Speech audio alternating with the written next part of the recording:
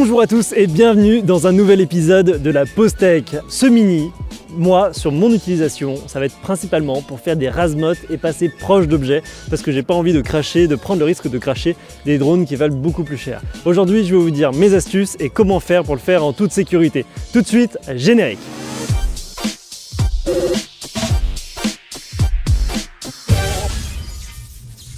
On est dans un cadre un peu particulier aujourd'hui, on est dans une carrière et on est là pour une raison un peu spéciale et en fait, j'ai absolument rien le droit de vous dire. Je vous montre quelques images de loin, mais en gros, on est ici avec Stéphane Couchou et on est en train de tester un nouveau matériel. La vidéo est déjà tournée, mais vu que c'est confidentiel, on pourra vous en faire part que dans quelques mois normalement. Premier vol hein. Waouh. Wouhou. Voilà, sensation. Je tente le dive, hein. Je fais un dive doux, mais je tente le dive. On va accélérer un petit peu. Vraiment trop cool comme sensation. Malheureusement, j'ai un tout petit peu pris la confiance. J'espère que le quad a rien. Franchement, on voudrait tellement s'il a rien. Fait pour ça, hein, il a pris plus cher que ça. Et ouais, d'accord. Et ouais. Putain. Là, t'as l'impression que t'es libre en fait. Tu vois ce que je veux dire un petit peu? Pour l'instant, je suis agréablement surpris. Tu vas voir, hein, tant pis. Hein. Mais cool, franchement, ouais. Mais c'est chouette, hein, putain, c'est cool. Hein. Donc le cadre est super chouette. Si vous suivez Stéphane Couchou, vous verrez la carrière dans laquelle il a l'habitude de voler en FPV. Et c'est là que je vais vous donner mes astuces pour faire du razmot. Ça sera super. Il y aura plein d'obstacles à côté desquels passer. Alors, comment ça marche le razmot avec le Mavic Mini? Il y a déjà un gros problème. Le problème, c'est que dans l'application, contrairement au Mavic 2, on ne peut pas désactiver les capteurs de dessous. Ce qui fait que lorsque vous allez passer au-dessus d'un objet, automatiquement, hop, il va se décaler. Et ça, c'est pas du tout safe si vous voulez passer dans un truc tout petit. Je vais vous montrer à quoi ça ressemble et vous allez comprendre. Donc vous allez voir, là, lorsqu'on va essayer, je vais mettre Rec sur le Mavic Mini, lorsqu'on va essayer de faire un razmot juste au-dessus du tuyau, vous allez voir comment il se comporte. Je vais juste aller en avant. Donc, en avant. Vas-y de venir faire chier. Il n'y a pas de capteur là-dessus? Non, il y en a encore là. Il y en a encore là. Il est instabilisé. Vas-y. C'est vrai? Il se barre avec mon drone. Tu vas me le planter mon drone. T'as vu, c'est ouf hein? Rien bien, bah, il va acheter ça. Yes, abonnez-vous et mettez un like. Alors, si on reprend, on va juste aller en avant par rapport à la vidéo et on va voir comment il se comporte. Donc là, je vais juste en avant. Et quand il va passer au-dessus du tuyau, automatiquement, les capteurs vont le faire décoller. Je vais recommencer pour que vous compreniez bien. Hop là, attention, on se met en mode razmot. On est reparti en avant. Et vous avez vu, hop, le drone automatiquement prend de la hauteur alors qu'on ne le veut pas du tout. Alors ça, pourquoi c'est risqué? Par exemple, si je veux faire un razmot d'un tuyau où il y aurait un tuyau au-dessus, il pourrait faire le razmot et bim, se prendre le tuyau au-dessus.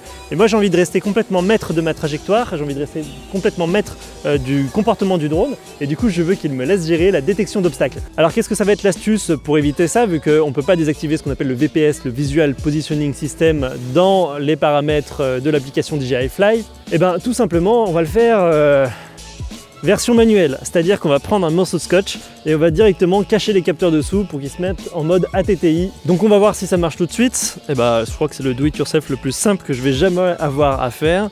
Donc hop, petit morceau de scotch. Donc je vais bien tendre le morceau de scotch et un drone FPV qui est en train de passer juste derrière moi. Je vous ai peut-être donné un indice là. Donc on va faire gaffe à bien le tendre pour pas que ça touche les capteurs optiques sur le dessous, parce que sinon ça pourrait ensuite laisser des dépôts qui pourraient le faire dysfonctionner à l'avenir. Donc on va bien tendre le morceau de scotch, voilà. Et ça devrait ressembler à ça. Bon, rien de très technique ou très compliqué. Et maintenant, du coup, on va faire le test pour vérifier que ça fonctionne bien. Je vous fais un petit screen de l'appli pour vérifier que les paramètres sont cool. Et ensuite, on va faire des tests de razmot en conditions réelles.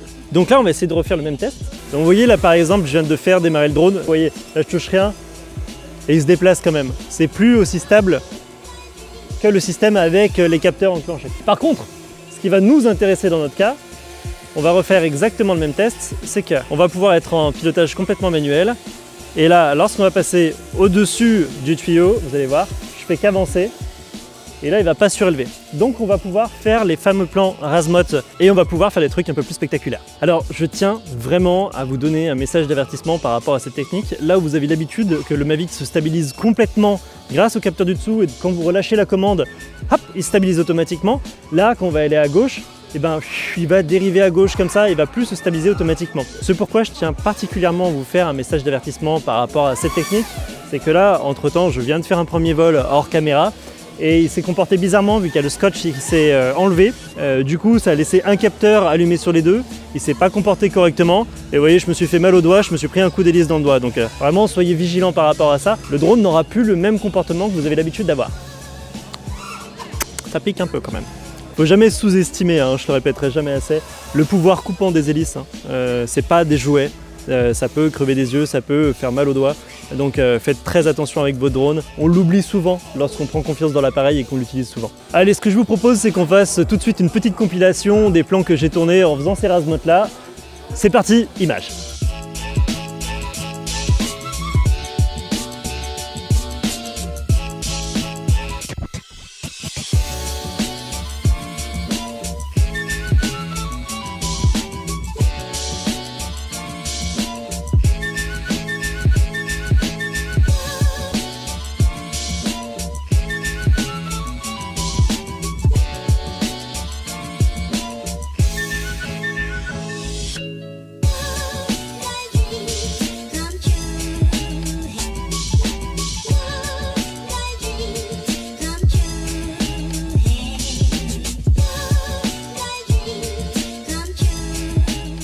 Bon, faites attention quand même, parce que là, par exemple, sur cet extrait vidéo, il a décidé de décaler tout seul à gauche, et du coup, il y a l'hélice qui a tapé l'escalier.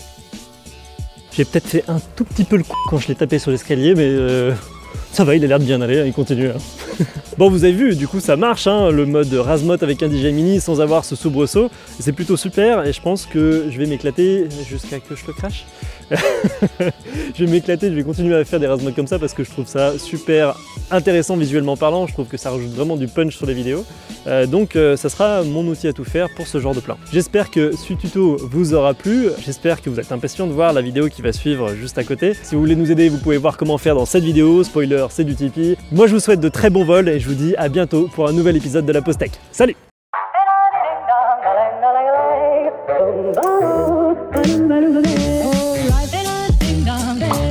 Take you up in boom boom boom, boom boom. Tell me I'm the only one that you love. Life could be a dream.